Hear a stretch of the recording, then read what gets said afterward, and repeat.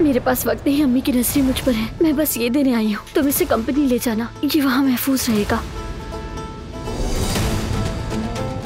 देखूं तो जरा, और क्या कुछ छुपाया है मुझसे। ये तो निकाहनामा है। अम्मी यहाँ चलने की बू आ रही है, मैं देख लेती हूँ। ये क्या है गुल? अम्मी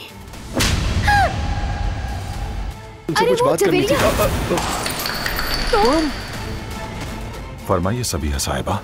जवाहिर के साथ शरीक हो मैं जानती हूँ हसन। दिलान या बारान को कुछ भी हुआ तो इस बार सजा मैं खुद अपने हाथों से दूंगी तुम्हें। मैं कह रहा हूँ बोलो। इसके पीछे सबीहा साहिबा थी बारान आगा।